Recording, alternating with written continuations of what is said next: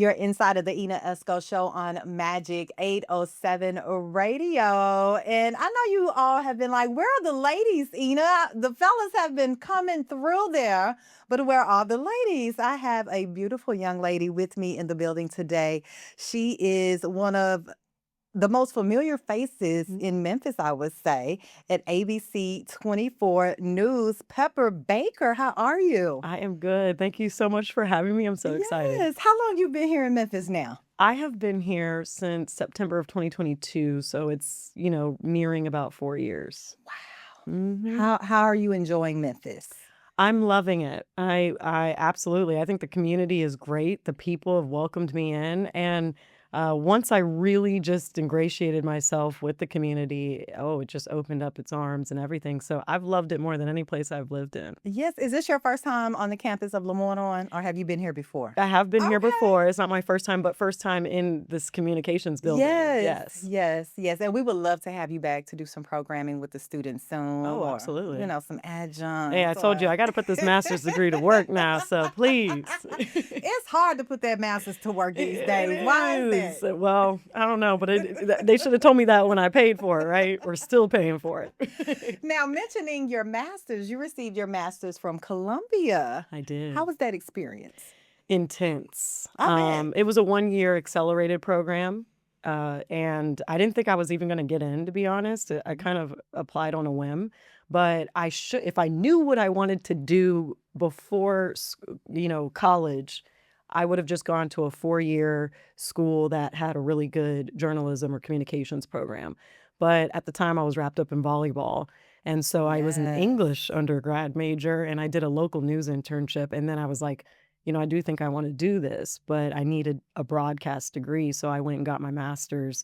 And it was a 1-year accelerated program from everything. I had a class in arts criticism because, New York is New York. So they want you to, if you're going to be a journalist, they want you to be very dynamic. So it Yes. was like a class on how to be an art, critiquing art, and then just long form writing. But then there was a TV news class, and that's where I really felt I thrived the most in. So Wow. I had to run around Manhattan and Brooklyn trying to get stories and one-man band experience and all of that.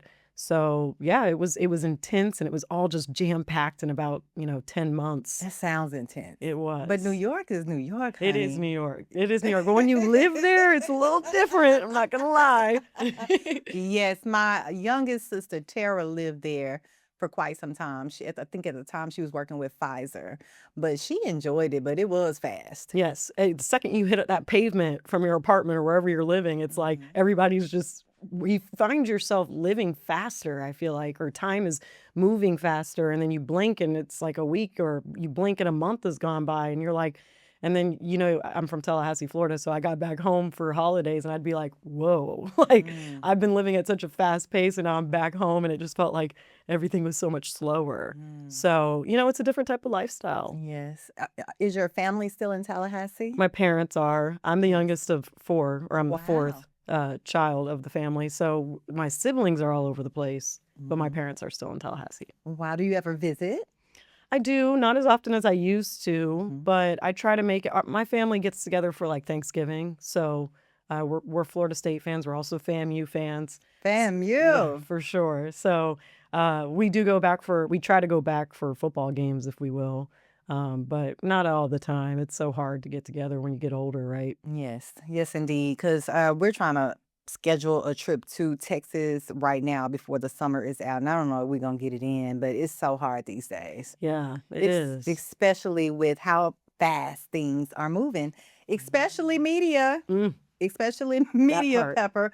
Now, you've worked in Florida, Georgia, St. Louis, and now Memphis. Tell me, how has each stop along your career journey helped you shape the journalist that you are today? Wow. Oh, man. So I grew up in Florida, but my first job was in Macon, Georgia. And that was after my master's in New York. So I'm telling you, I needed to go back to the South. Macon was a huge learning curve because I was one man banding it in real life at this point. Now, when you say one man banding, tell the people exactly what you mean. I am my own camera crew. I Mm-hmm. am I'm my own researcher for the story. So first, get your story, pitch it. Then you go out and you're your own shooter, you're your own writer, your own reporter, your own editor, and then you have to deliver that product and do that live. And it most used to not times. be like that, Pepper. It used to, yeah, news had a heyday. I think there was a Yeah. little more resources probably. I mean, you look back at old clips in the 70s and the 60s or even, the 80s, even 90s. And then I don't know, it just kind of, when everything evolved, it's definitely different now. But yeah, it used to be cameraman and a reporter and they were just the team. Mm-hmm. And there's just a big push now for you to be able to do it all. Yeah. And that, that comes with its own advantages because, who doesn't want to be a Renaissance person or what that does give you value to your company and your station, but it's hard work. Yes. So that was Macon, Georgia, right? Did you say Macon? Yes, Macon. And how was St. Louis? St. Louis was great. So in Macon, I was a morning reporter for like 1 year of that time. That was waking up at 3 and 4 in the morning.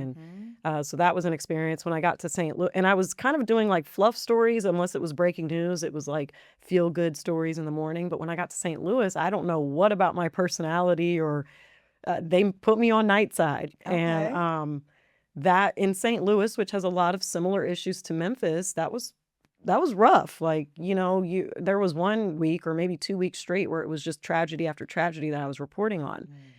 And it got to a point where I, even my bosses or my manager was like, checked in on me just to make sure I could still report on another story that they needed the next day that was, along the same lines, tragedy. So it would get to be like that in St. Louis. But St. Louis was where I got my first Emmy nomination. Yeah. St. Louis was where I developed skills outside of just being this fun, feel-good reporter. I really got to dive into hard news and important news and breaking news. So again, it just really played into the dynamics, being a dynamic reporter that I didn't even know I had within me. So Wow. And you're correct. St. Louis has a very similar makeup to Memphis as it relates to some of this crime and poverty and things of that nature. But it's a bigger city than Memphis, I believe. it is. It is. So I think Memphis market size is about 30, somewhere in there right now. Memphis is actually like 50, 51. It's 50, 51? Where did I get 30? No, you're fine. It feels like that. No. What's real is that we say Memphis is like it's a mid market with a top market news. Yeah. So many national headlines come out of Memphis every year. I've only been here nearly 4 years, so about 3 years and 8 months. I mean, it was a national news story every other month, if not every month, since I've been here. And ones that just carry on for weeks, if not months after that. So it's a mid-market technically, but it does not feel like it when you're working in it. Yes. As it relates to radio, for example, they use the term mid-size all the time. I don't know where I got 30 from, but I definitely believe 50 at this point. But what attracted you to Memphis and ABC? So I loved being in the field and meeting new people every day, but I've had a calling early on in my career to be an anchor. And I was just willing to go to any place that was willing to give me that opportunity. And thankfully, 1 year, I only spent 1 year in St. Louis. It was supposed to be a 3-year contract, but 1 year in, within the same company, the boss I had at the time at ABC24, she basically saw my reel. One of my colleagues put me on, was like, we have an anchor position open. And apparently she sent my reel to the boss in Memphis and she liked what she saw and had me come down for a visit. And I saw anchor. And then I didn't really know much about Memphis other than the historical value it brings to the country or just the historical context of Memphis.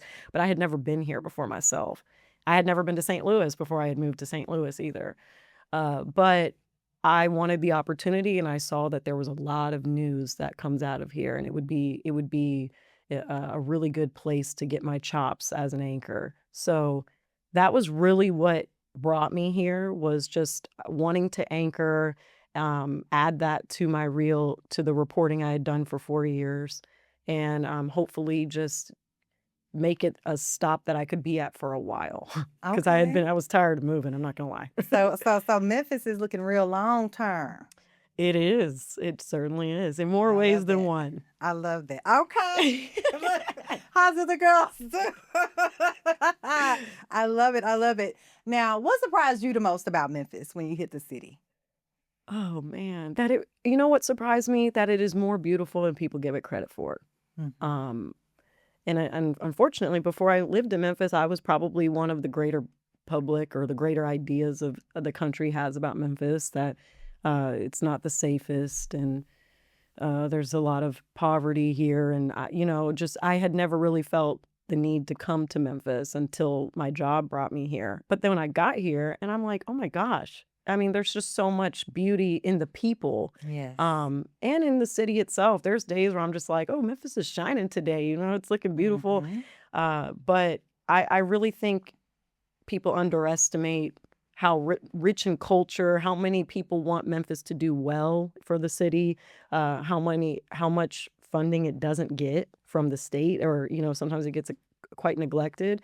And there's a lot of just problems that have happened for it to get to the way that it has been. But to understand Memphis is what I think people need to do before they cast these stereotypical ideas on it. Yes, because they've been going viral with some of these comments. But like you said, once you get here, learn the people, learn the culture. Hmm. It's like we know there's poverty, we know there's violence, but oftentimes it doesn't touch you, Right. but we know about it. Yeah. Hmm. And I know our leadership is trying to do what they can to combat that as well. But one thing that you have done exceptionally well at ABC is connect people with politics. Absolutely love your show. How did this all come about, your political segment that you do here Let me tell on you, ABC? yeah, I was not a political girly at No. all. Like, I probably couldn't, I didn't follow it too much. I wanted to be an entertainment reporter when I first got into Some news. pop culture Yeah, news. I wanted to be on red carpets. But to be honest, Memphis politics is a little entertaining at times. So there's a Hmm. lot of similarities. I actually got the opportunity. It was not something I particularly asked for. It fell in my lap a little bit. My former co-anchor was the political guru. Longtime Memphian, long time, not born and raised Memphian, but he had been in Memphis for a long time and developed this political voice with the community and did the political commentary show that I do now. And I would just fill in for him when he would take vacation. I Mr. mean, Sanford. this is actually No. Richard Ransom. Richard, Yes, Richard, yes, Richard, yes.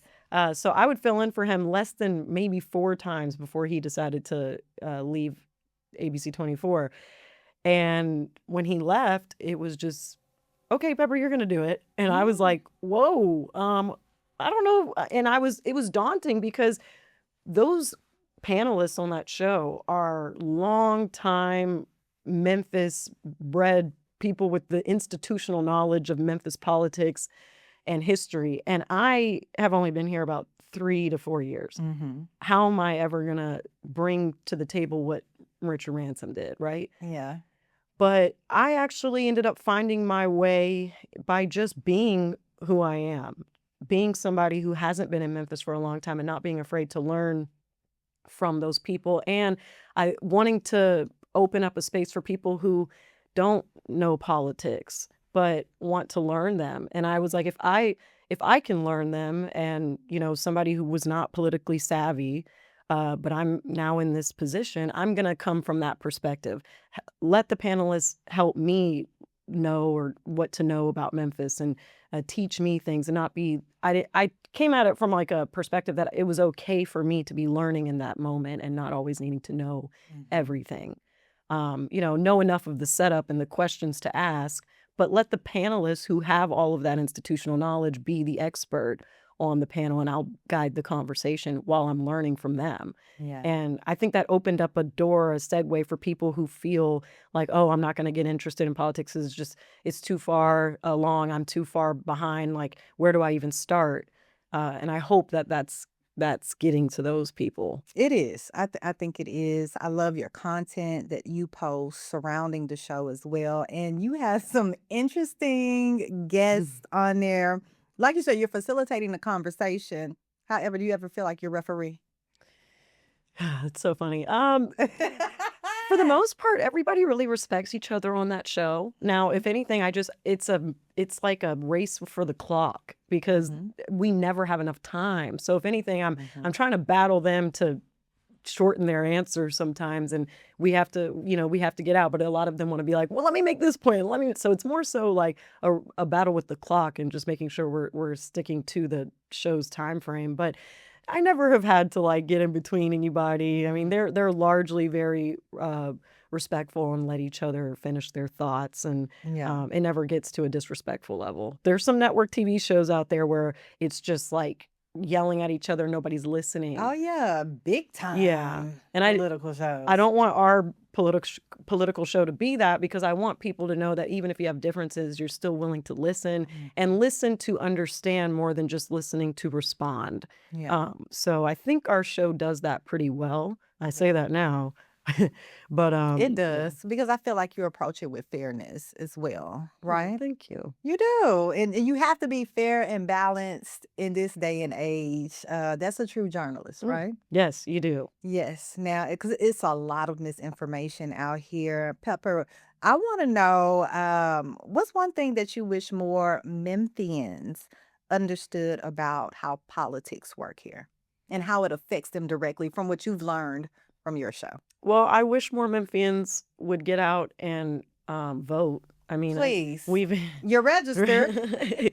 we have had a lot of those issues with low voter turnout. And I just want Memphians to want to be more informed about who they're voting for, not just name recognition. I hear that that's like a big Mhm. thing, is that somebody who just keeps running every race or every, you know, primary, or just that you see their name over and over again. Okay, well, that's the only person I'm familiar with.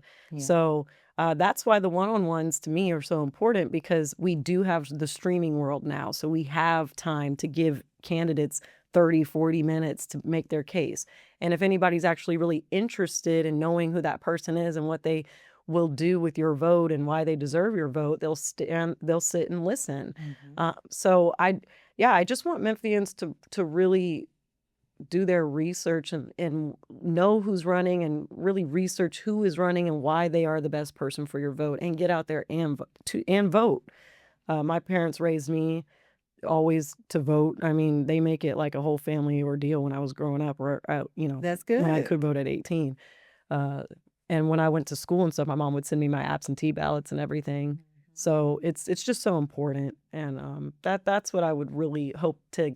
If I got people who were like, I had one girlfriend who was like, I saw her at the Memphis Music Festival, and she was like, I didn't know anything about the county mayor's race, and I saw on Mm. your social media that you started interviewing all of them. So I was like, well, let me do my due diligence. And so I went, and she was like, I ended up sitting through all of them, and I didn't expect to. She told me she didn't expect to, but she just found them to be interesting and wanted to know what each one brought to the table, one after the other. And then she felt more informed at the polls. And I was like, that's all I'm doing this for, really. Yes, yes.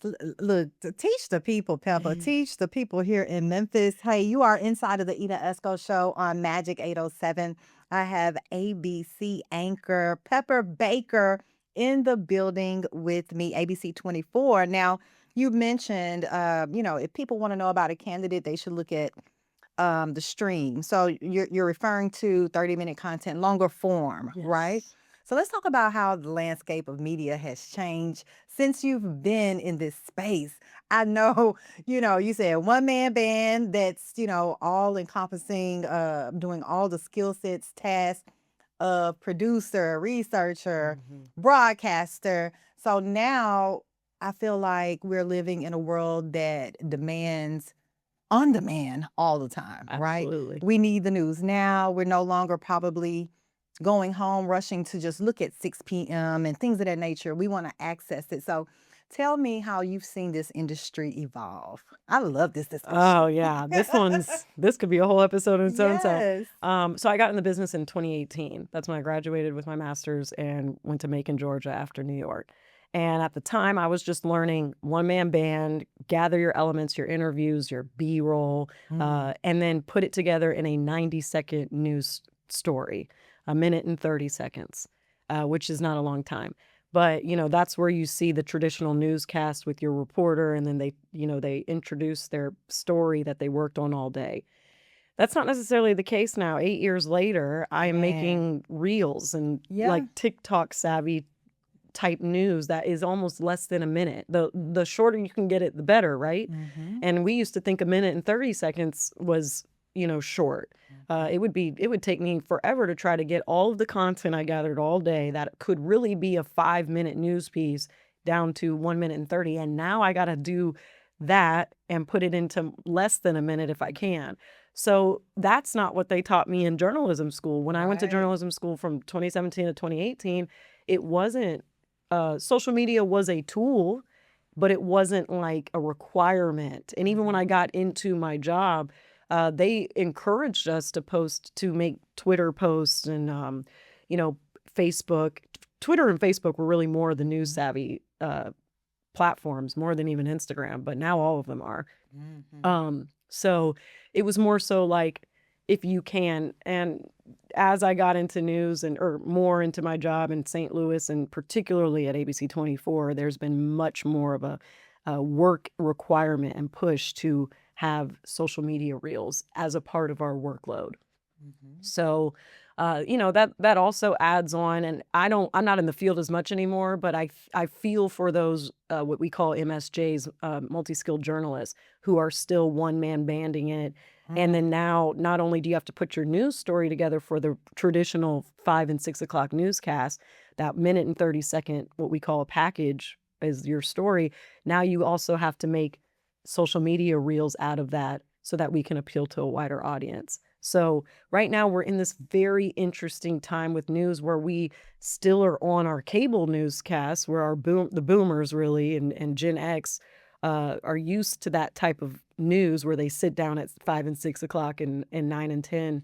But then we're also millennials and Gen Z and Alpha are now just totally getting their news from their phone. Totally. So journalists are working overtime to not only do the traditional news that still exists for, boomers and Gen X, we also are formatting news into a place where we can reach Gen Z and millennials and Alpha now. So it's a lot. And I mean, eventually, it'll be way more digitally savvy than traditional cable. But right now, at this very moment, we're right in the in-between. We're right in the in-between. And for someone who understands traditional journalism and, of course, modern media, where do you see it going in the next 5 years? I really hope everybody will always appreciate journalists who come from true journalism degreed backgrounds, because there is a huge difference with being unbiased and having ethics and having rules and guidelines of what is fair to air and what is not, what is fair to ask and what is not, and how do you keep that impartial viewpoint so that everything that you are every interview you do or every article you publish is factual, and you can be a voice that people can really rely on and for accurate information. And we're in a war, not war, but just battle or competition with podcasters and people who are just influencers. And don't get me wrong, that's great. I mean, they have followings that are far beyond some traditional news stations, but I do think that there's an element of when you talk about misinformation, there's got to be guidelines and there's got to be rules to follow and ethics. And sometimes I think that gets lost when you're just following people who are big for being an influencer or whatnot. So I hope in the next 5 years, it's hard to say right now. I hope that will still be appreciated, because there is an accountability factor on the media. Yeah. We won't necessarily push out information until we have like 2 sources confirming it. It's like, where are those parameters for people who, are bloggers or just influencers who put whatever on their platform? So that's what I'm a little worried about the next 5 years, is like, but we are also evolving and finding ways to put it on our socials. And But yeah, that's a hard question. It's changing so fast that Yeah, it's it hard is for a me. hard question. Right. It's Yeah. hard for me to even imagine 5 years from now. I'm happy I still have a job at this very moment. Okay. But I think we have to be full steam ahead on the digital front. And we have to find a way to relate, but still be factual and impartial and unbiased and giving you the truth and the facts Yeah. that you can truly believe that, okay, I'm going to go to this woman or this journalist for the real deal. Yeah, and I'm also wondering from an academic perspective, like you were at Columbia, you mentioned they weren't, we use social media, but it was not at the pace that's what is going on now. I'm wondering, has that curriculum changed? Oh, I'm sure it Yeah. has to. I have a friend who went back to school for their master's that's also in journalism, and it's particularly in the digital media landscape. That's the focus of his master's. So it would be hard. I haven't like asked my colleagues or old teachers who are at Columbia, but it has to be a part of it because cable subscriptions are going down. I mean, do you have cable still at your house? No. Okay, I'm see, not going to tell you what I got, but it's not cable. exactly. So that just like model is different. People are streaming now. People are again getting it all from their Streaming. phones. It has to be in the curriculum, and I would put it in my curriculum if I was a teacher at this point because You have to. yeah, Yeah. so. So that's what we've been working on here at Lemoyne College. I've been working with the department chair on how can we bridge the gap from bringing the Lowry Communication Center on as a bigger player in their curriculum, right? Because we're fairly maybe a year and a half in right now, but how do we get more students over here? How do we make the curriculum attractive to even students that aren't here now, right? So we're working on those things, and I think we have some good things in store. And maybe we'll have Pepper Baker over here doing a little work Hey, with I the would love students that. I would love that. one day. Now, outside of the news, you've been very visible in the Memphis community, engaging, hosting. How are you enjoying some of that work? I am enjoying it a lot. Sometimes that was actually quite nerve-wracking, getting up in front of people people think, "Oh, you talk on TV every day. That should be you should be fine." But I'm talking to a camera, and it's different when there's real faces behind Yes. there and you're watching how they're receiving you and the facial expressions and whether or not they're going to laugh at a joke or not. So it's a skill that I had to kind of work on. Lemoyne Owen was one of my first MC hosting Really? gigs. It was a panel discussion. I think media was included, but I know there was a couple of commissioners on the panel and a school board member at the time. And I was nervous, and I was visibly nervous. Like my hands were shaking. I didn't really have a solid foundation in my voice. Like It's okay. it was nerve-wracking, but the more you do it, the Yeah. better it is. One of my favorite events is the Best in Black that the Tri-State Defender Okay. puts on. And they asked me to do that. I think I've done it maybe 2 or 3 years that I've been Okay. here. They asked me early on when I first got here, and that one was fantastic. It's kind of like Black Hollywood night, if you will, and it just feels like homecoming almost. And so you get into it more. But I've really loved it. I used to do a volleyball camp as well. Here in Memphis. I did it for 2 years. It was over spring break, and it was in the morning, just 3 hours in the morning. And we would do it at Streets Ministries I love that. on Graham Street. And I loved that. But there was a couple of colleagues I had who played volleyball, so they would help with coaching. But I really was the one who was making the practice plans and figuring out the flow of the whole week. But those colleagues left Memphis, and we don't really have any volleyball players. But maybe you'll want to come and I would coach. And love to. You you know, my already know boss, it's he gonna was come the in one that was really for it. Chris Franklin, he was really for Really? it. So we might have to get it Yeah. back going. But girl, how about we had a homecoming, I'm gonna say a couple of years ago, and they always have the alumni games. Why? I said, I'm gonna play this year, and my son hyped me up. Mom, you said you was gonna play in a volleyball game. It's almost time. So we come back up there. Now keep in mind I hadn't played in forever. So I show up in my little outfit. Why I get there, they all matching. I'm looking like the and they was like, "What are you doing here?" I said, "I'm gonna play." They said, "You played for Liverpool?" I was like, "Yes, I did." And they said, "Well, you sit down and we'll sub you in." And I was like, "Cool." I saw those young ladies hit that floor. I said, I used to hit the floor like that. You know what? Don't even sub me Yeah, in. that's I'm me good. nowadays too. Yeah. I'm like, I haven't played in a while, and I'm like, do I even want to? I don't want to get hurt, you know? Because those knees were hitting that floor. And I was like, even with the knee Hmm. pads, I can't risk it. I hear Risk it you. all. I hear you. But I will coach. Yeah, there you go. See, that's the common ground. Yes. One of my good friends, Anthony Sane, he has a sports podcast, and he and his wife actually started a volleyball clinic very recently. So I'm gonna get you in touch with them as Yeah. well.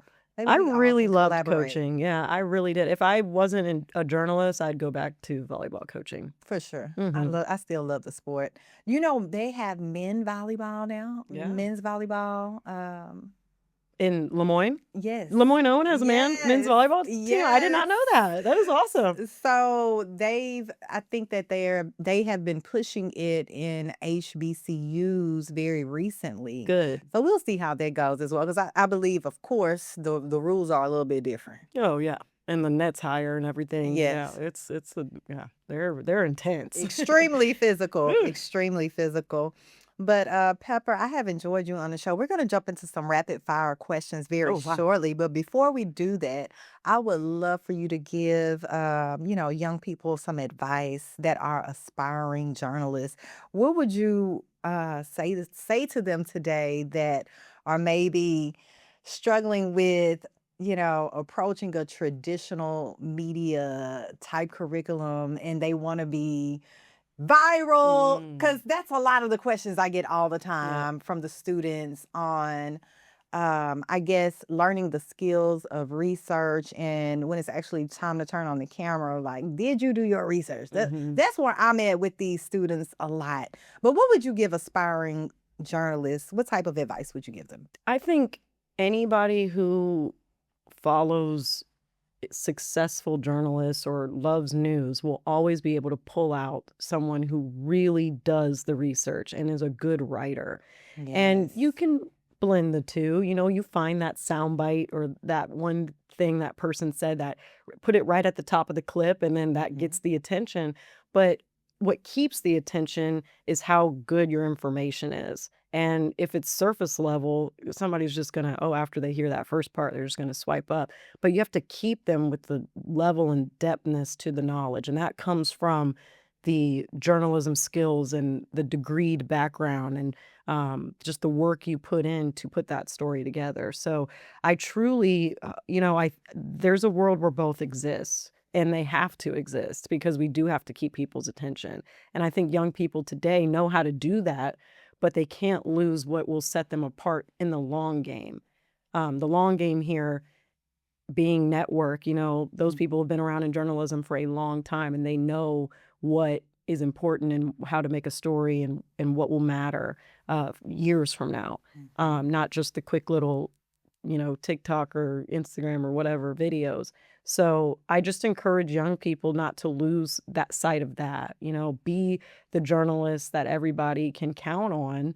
And by doing that is by digging in deep, asking the hard questions, reading and writing well, and also finding a way to just marry the two together where you grab the attention off the top or have some cool graphics or all throughout and make it flow. But you want to be bigger than just one viral video. Yes. You want your career to span a long time with notable work.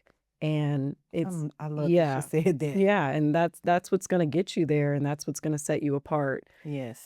So finding a way to do both can exist, but don't just think that the one, oh, I just got to make every video, go viral or look nice and shiny. If you want to do this for the long haul, you got to put in the time, the research, Yeah. the writing, the shooting yourself, and just the time to dig deep. So yeah, I Get think them reps in. yeah, you got to pay your dues a little bit, but on. Child, they don't know nothing about paying them dues. but at the same time, yeah, I mean, yeah, again, the viral thing, it's just always going to be evolving into that. The more we see media, but you want to be a voice that people can trust, and that's those are the journalists I think will prevail in all this new Yeah. era. Always. One of the things that I put on the student's mind is what happens if you're forced to pay a subscription to Instagram now that you can't afford? Or what happens if something happens to the internet? Now, how are we going viral? What are we doing? That's a good point. You know, you never know now. Yeah. You know, in all the movies, like the apocalyptic movies, Oh, I want to see the new one, Disclosure Day. Have you seen it? I saw, You yeah. I mean, no, saw I it? haven't seen it. I've seen the trailer. And We should go together. and there's like a little news element with Emily. She's a main Right. character. Yes. Emily Blunt. Yes, Emily Blunt.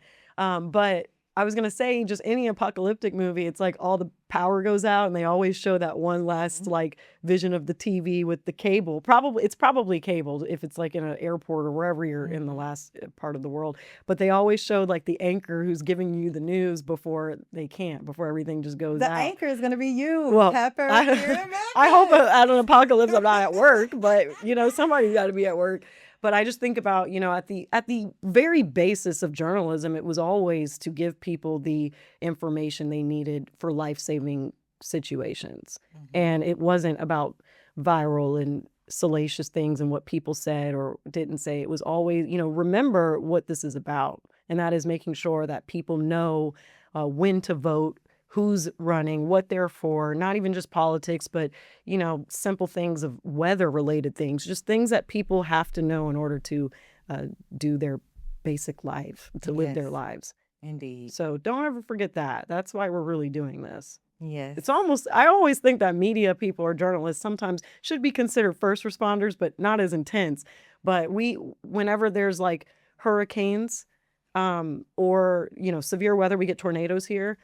We go to the station. We don't leave and evacuate with everybody else. The same way, you know, first responders are going to the scenes. And, you know, we're sending reporters to breaking news right into the crux of what is going on. Now, we're not helping people in the same way, but I don't want to discredit first responders. But there's like a second tier of the fact that we are also on the ground. On the ground, on the line. You're giving us the information we need. Right. We're not leaving and hightailing it like everybody else. Okay, but you know what, Pepper Baker, you have put something on my mind. I have been debating about what Pepper and I were going to talk about in my algorithm, trending news, correct? Yes. So you mentioned Disclosure Day. So I immediately thought about the government disclosing so much information to us these days about extraterrestrial life forms and what has been happening over the span of decades that the government has had under wraps. What are your thoughts on all of this information being released? Do you want to know? You want to report it to me? Do you want to meet an alien? No. I want to meet one. Unless one they're day. nice. If they're nice, yeah. I'm expecting them to be nice. Yeah, me too. I would hope. That's the hope. Sometimes I think humanity, maybe we've gotten lost in the fact that things have to be conquered or whatnot. So we never think that, you know, what if we can all just coexist? But okay, so based on reports, am I surprised that there could be other life forms? No, I'm not. There's been telltale signs from whoever's been in president or any lawmakers who have slipped a little bit of information here and there, even before the government's released, you know, these files and documents of it. So I'm not surprised. Does it terrify me? Part of me thinks if they've been around for so long that if it was a dangerous threat, wouldn't have already have happened. Nice, right? And why now?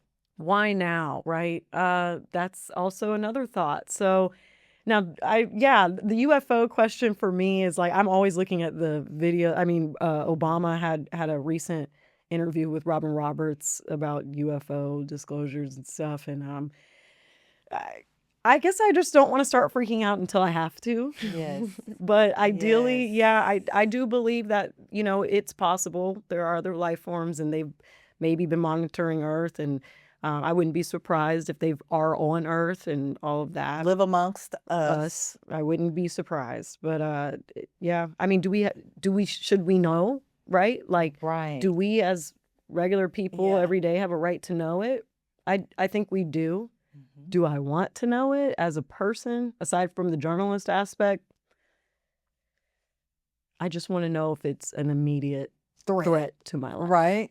And the interesting thing is, with them releasing so much information now, you may be one of the people to do an on the ground story That is true. about. Mm-hmm. So I'll let you know when I find out. Let Or me if they come know, to Pepper Memphis, Bacon. or the first, alien in Memphis, Yes. we'll be on it. Yes, but that has always been something very fascinating to me. The more and more things come out, you're questioning: is it AI? Is it real? What's real? What's not? With information. But yeah, coming straight out of the Pentagon, Mm. they're giving us the deets. So we're gonna stay informed with Pepper Baker from ABC24 on any updates with that, right? But Thank you. Pepper, I'm not gonna just wear you too much about the aliens anymore. We're gonna get into some rapid questions, some rapid fire questions. And this is gonna be very fun. I think you'll enjoy it. Okay. Podcast or television? I think I know the answer. Television. I knew it. I knew it. But do you watch podcasts? Yes, I do. What's your favorite pod? Oh, don't hate me. I don't know about favorite, but I Okay. do listen to Call Her Daddy. I like Call Her Daddy. I would love for her to come to our podcast festival in October.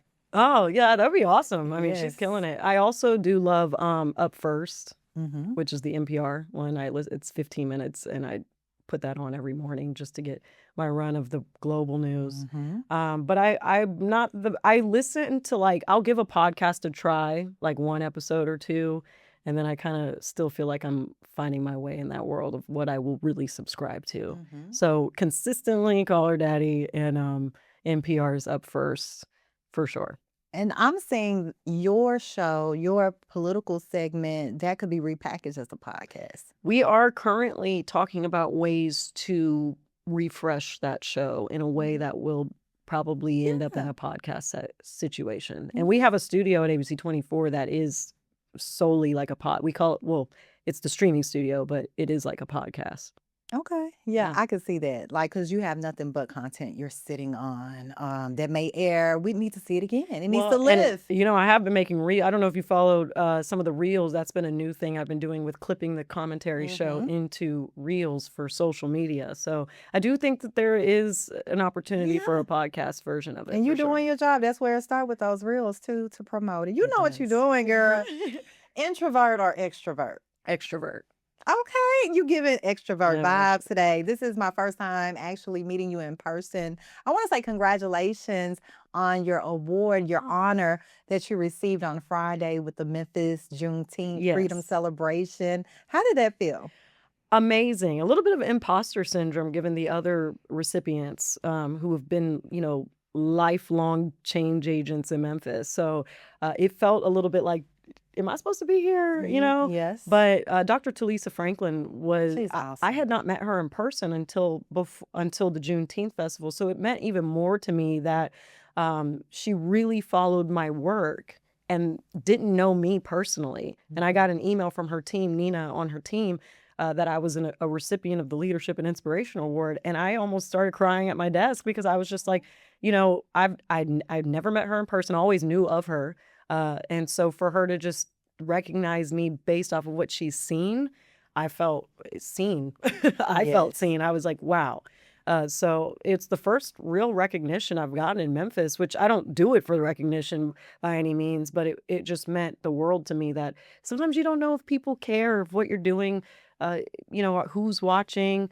ABC24 is the newest station out of the 4 that we have here. So we're still always working on viewership and whatnot. So you just never know who's a avid 3 or 5 or 13 watcher. And so to see us get some love was really nice. I love it. I told you, you have set the airwaves on fire since your inception over there at ABC24. Keep doing what you're doing. Thank you. I'm proud of you, and I'm glad that you received some flowers, because you put all this work in. Like you said, you never know who's paying attention. You never do. Yes, That would be yes. my another inspirational note for young Yes, people. You that is never so know. true. I always tell hmm. Hmm. Favorite interview question to ask guests? That's a go-to. With the political people as We could of stick with the political. right now, it's more so why now? Why now?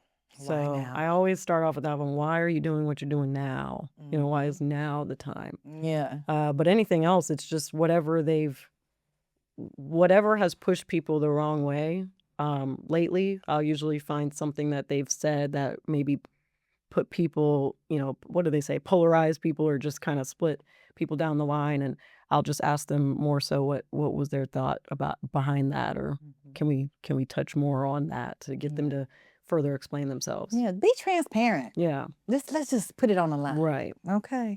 One person in Memphis you'd love to interview. Dr. Harrington. Okay. Oh, I can hook that up for you Yeah, I very saw he was on your soon. show. I asked for an interview before Yes. and he actually turned me down, which is okay because it was, Okay. but no I worries think on he it. may be open to it I would now. love that. He has a book coming out. Yeah, well, there you go. But yeah, he's on the list. There's a few, and now you put me on the spot. I can't think of more, but I'm always like, oh, I want. When it was during the county mayoral race, I really wanted to interview Dr. Fagans. I did. I've never met her yet. Have you? Have you met Not Dr. in Fagans? person, no, but Yeah. correspondence. But she Yeah. was on my list for a while. There's a list, and I hope to get around to everybody. You will, you will, you will. What's one thing people would be surprised to learn about Pepper Baker? I hate roller coasters. Oh my God, roller coasters. It does give me an adrenaline rush, but I will get on a roller coaster. But did you see that When they incident, the bungee? Oh, the bun yeah, well, that's a whole you mean the one in That's a Brazil? whole, I think it was yes, Brazil. in Brazil, Sao Paulo, Mhm. Um, and they didn't attach the bungee yeah, cord. yeah. No, extreme stuff like that, I just I'm down it for. Oh, you are. But I'm after not. I saw that story, Mm. I'm second guessing. I mean, flying alone, I have flight anxiety. Oh, it's terrible. Really? So you Yeah. prefer to drive?